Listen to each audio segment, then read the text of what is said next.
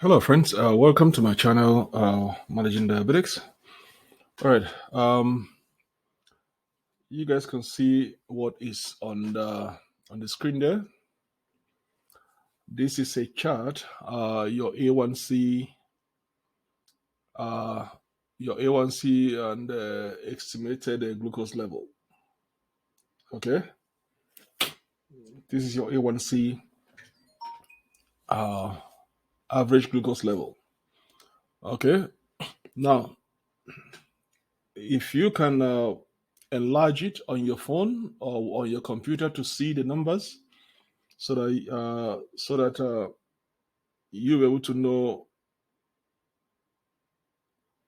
what I'm talking about. So if you can enlarge it, on your phone, then you'll be able to see the numbers. You will see the A1C percentage, their estimated average glucose levels in there. All right. You could see from the first. The first is the normal glucose, your glucose level, A1C level, your pre-diabetics, and your diabetics. You could see the numbers where it's supposed to be, and then you could see on the bottom,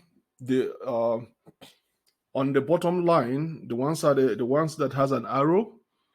Okay, that's increasing risk. If you fall, if your A1C, if your average A1C numbers fall in within that arrow that points down, from your diabetic goes down. You see that arrow pointing down? If your number falls within that area, then you are prone, or you are in the range of complications. If your number fall within diabetics and the arrow pointing down, okay, if you look at that section there, if your sugar level and then your A1C numbers fall within those ranges, you are at risk of diabetes complications. Okay, so if you look at your A1C percentage, like the normal is 5.7%, then your average glucose, EAG, your aggregate average glucose level on the milligram per deciliter, okay, 1117.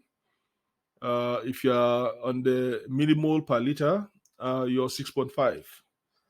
So Africa use milligram per deciliter, okay, and North America uses millimole per liter, okay, which is 6.5. So that is where your normal sugar level is supposed to be.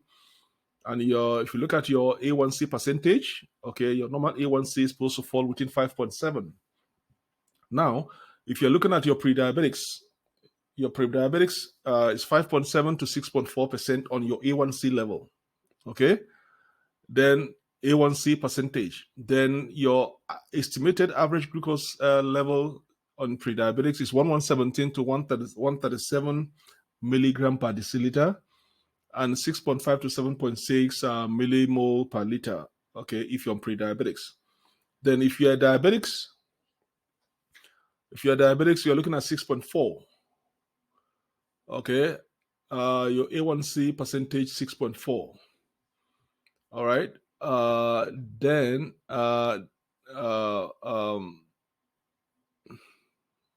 your average glucose level is 137 milligram per deciliter and 7.6 millimole per liter. So those are the average, estimated average. Look at that word, estimated average. Okay. So you have to know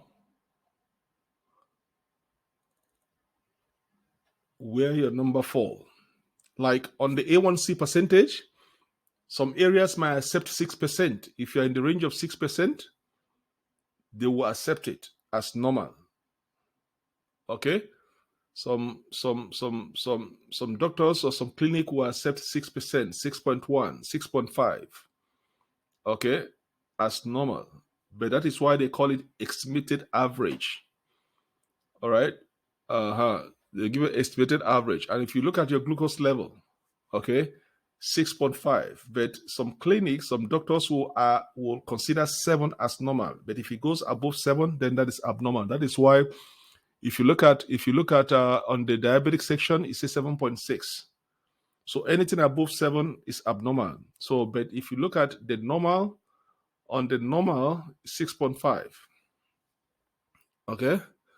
So diabetic 7. So you are going to fall between 5 to 7 to be diabetic.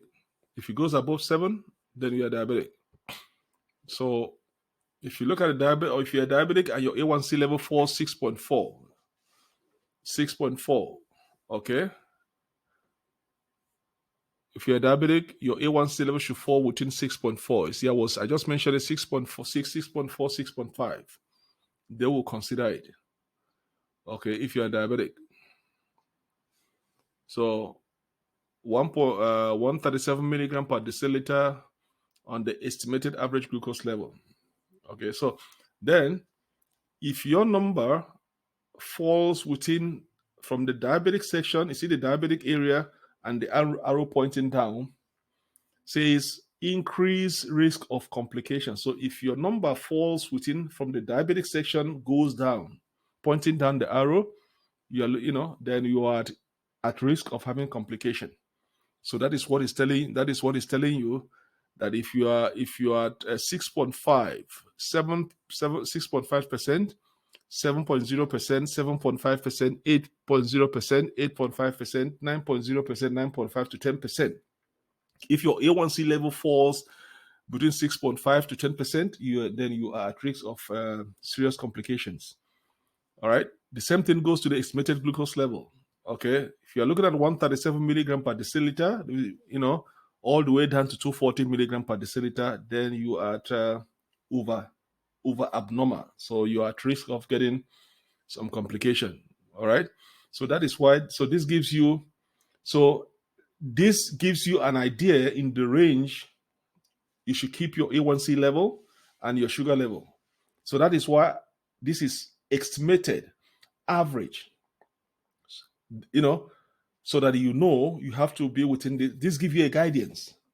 So have this. If I were you, what I'm going to do is that if you can print out this, place it in front of your on the door, your fridge, on your fridge door, place it there where you can see it every day. So that gives you a guidance of where the number is supposed to be when monitoring your sugar level and your A1C level. So this should give you a guidance. So I'm just getting, I'm just digging out a lot of things from my boxes, and I come across this. I have tons of things, and I say I'm going to share it with you guys to give you an idea where your numbers should lie. Okay, where your numbers should lie. So this gives you an estimate idea of what your A1C numbers and your average glucose number should be. So what I will advise you guys, if you can print this thing out, put it in front of your fridge door where you can, because you go to the fridge all the day. So when you see it on the door of the fridge, that gives you an estimate. So, okay, I check my glucose level. You can reference this and know if you're within the range. Okay, so this is going to help you guys go a long way. All right, so please keep sharing, subscribing to my channel, and then leave me a comment. And once again, please go to my YouTube channel and subscribe to my channel on YouTube. If you're on Facebook and you're not on my YouTube channel, then you are not doing justice to this platform. So I'm giving you guys tools that is going to help you guys in dealing and understanding your situation as a diabetic patient. So all I urge you guys is try to go to my YouTube channel and subscribe also. It's Managing Diabetes TV. You'll see a lot of videos there. So anytime I post a content on YouTube, you will be notified. Like if I post a content on Facebook, I see most of you go to it immediately. Once I post something on YouTube, if you're not on YouTube, you're not going to see it. So why not you spend just a few minutes, go to YouTube and subscribe. All right, and let's grow that platform also. So once again, I'm thanking you guys. And then I'm going to be dropping my next video. I'm going to be dropping is on chart on hemoglobin. I'm going to be your hemoglobin range. Okay, I'm going to be dropping that.